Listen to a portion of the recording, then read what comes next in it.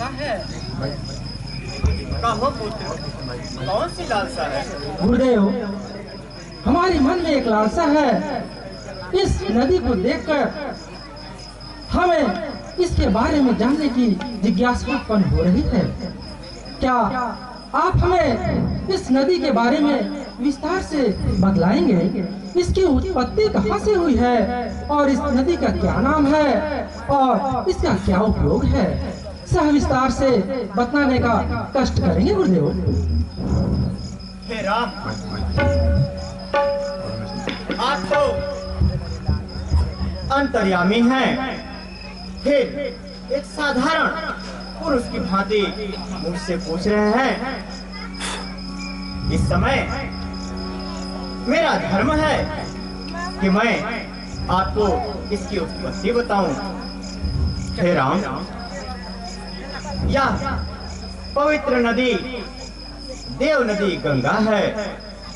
राम, देव नदी गंगा है? हाँ पुत्र। इनका नाम गंगा है? हाँ पुत्र। गुरुदेव, फिर इनका उत्पत्ति कहाँ से हुआ है, आप बतलाएंगे क्या? हाँ पुत्र, इस देव नदी गंगा को इस मृत्यु लोक पर लाने में तुम्हारे ही पूर्वजों का पराक्रम है पुत्र। हमारे पूर्वज के गुरुदेव? हाँ पुत्र। वो कैसे? हे राम, कहिए गुरुदेव। तुम्हारे पूर्वजों में ही एक महाप्रतापी राजा सगर थे। राम, कहिए गुरुदेव। उनकी दो रानियां थीं। एक का नाम केसनी था और दूसरे का नाम सुमति था पुत्र। हाँ। ब्रह्मा जी के कृपा से उन्हें महाराज सगर को पुत्र के प्राप्ति होते हैं। तब महारानी केसनी के गर्भ से एक पुत्र का जन्म होता है, जिसका नाम असमंजस पड़ा। हाँ। राम, कहिए गुरुदेव। वह असमंजस नाम का बालक जब धीरे धीरे बड़ा होता है तो वह प्रजा को बहुत सताता है। राम, सारी प्रजा उससे दुखी रहती है। उधर दूसरी रानी सुमति के गर्भ से एक पिंड जन्म लेता है।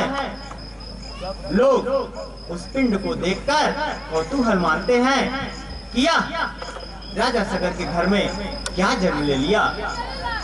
राम, कहिए गुरुदेव। कुछ समय बाद उस पिंड से वह पिंड फूट जाता है और उसमें से 60,000 पुत्रों का जन्म होता है। इस तरीके से राजा सगर के 60,000 एक पुत्र हुए। राम, फिर क्या हुआ? जब चौथापन आ गया राजा सगर का तो उन्होंने भी सोचा क्यों ना यज्ञ कर लूं। सो उन्होंने एक अश्वमेध यज्ञ का आयोजन किया। हे राम, कहिए गुरुदेव। अश्वमेध यज्ञ का एक विधान होता है कि जब यज्ञ की पूर्णाहुति हो जाती है तब एक घोड़ा छोड़ा जाता है। राजा सगर ने भी अपने यज्ञ पूर्ण होने पर एक बहुत ही चपल घोड़ा छोड़ दिया। वह घोड़ा देश देशांतर में घूमता रहा। किसी भी राजा की हिम्मत नहीं हुई कि वह उस घोड़े को पकड़ ले। राम, क्योंकि उस घोड़े को पकड़ने का अर्थ ही यही था कि उसे महाराज सगर से युद्ध करना होता और महाराज सगर जैसे पराक्रमी राजा से युद्ध करने की हिम्मत किसी की नहीं हुई। हे राम, तब इंद्र ने जिज्ञासावश वह घोड़ा पकड़ लिया, लेकिन जैसे ही उसे पता चला कि यह तो महाराज सगर का घोड़ा है, अब पकड़ के उसे छोड़ भी नहीं सकता, क्योंकि इससे उसकी जग हंसाई होती। तब इंद्र ने क्या किया राम जानते हो? उन्होंने वह घोड़ा ले जाकर चोरी छुपे कपिल मुनि के आश्रम में बांध दिया। इधर ऋषि तपस्या में लीन थे, उन्हें पता ही नहीं चला कि कब इंद्र उनके आश्रम में घोड़ा बांधकर वहां से चला गया। इधर राम जब वह घोड़ा वापस नहीं लौटता है तो राजा सगर के 60,000 पुत्र उन्हें खोजने चल पड़ते हैं। घोड़े को खोजते खोजते थक जाते हैं, घोड़ा कहीं नहीं मिलता।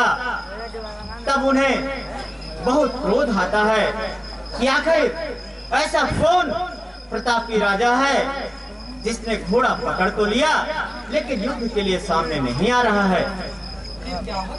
राम खोजते खोजते थक हार कर वे कपिल मुनि के आश्रम तक पहुंचते हैं। राम उस समय ऋषि तपस्या में लीन रहते हैं, उन्हें भी पता नहीं चलता कि मेरे आश्रम तक कोई आया है। और वहां जाकर महाराज सगर के 60,000 पुत्र कपिल मुनि को युद्ध के लिए ललकारते हैं, लेकिन कपिल मुनि तो ध्यान मग्न रहते हैं राम। तब राजा सगर के पुत्र अहंकार वो सोचते हैं क्या कोई कपटी पाखंडी राजा है जो युद्ध के डर से मुनि का वेश बनाकर बैठा है। राम वे कपिल मुनि को नहीं पहचान पाते और उन्हें बहुत भला बुरा कहते हैं, अनेकों प्रकार से नाना प्रकार के अपशब्द कहते हैं। राम जब ऐसे दुर्वचन ऋषि के कानों तक पहुंचते हैं तो उनकी समाधि भंग हो जाती है। और सामने जब नेत्र खोलते हैं तो क्या देखते हैं कि 60,000 योद्धा अस्त्र शस्त्र लिए उनके सामने खड़े हैं और उन्हें भला बुरा कह रहे हैं। इस पर ऋषि को भी क्रोध आता है और वे क्रोधवश उन्हें श्राप दे देते हैं। क्या श्राप था गुरुदेव? और श्राप देकर कहते हैं कि जाओ, जिस प्रकार तुम्हारे मुख से दुर्वचन निकल रहे हैं मेरे क्रोधाग्नि से तुम भस्म हो जाओ। राम गुरुदेव किसी भी योगी का बात निरर्थक नहीं होता राम। वे मुनि के वचनों के अनुसार वही उनके साथ से भस्म हो जाते हैं। राम गुरुदेव इधर महाराज सगर भी चिंतित होते हैं कि जब काफी दिन तक उनके पुत्र वापस नहीं लौटते नगर में, तब जो 60,000 पुत्रों में से एक पुत्र जो घर में रह गया था अंशुमान, बड़ा ही शिष्टाचारी था। बच्चे सामने में हल्ला नहीं करेंगे, कथा हो रहा है। माँ गंगा की उत्पत्ति का कथा जो भी श्रवण करेंगे ना वो तो धनी ही हो जाएंगे। रामायण पढ़ने का मौका साल भर में बहुत सारे लोगों को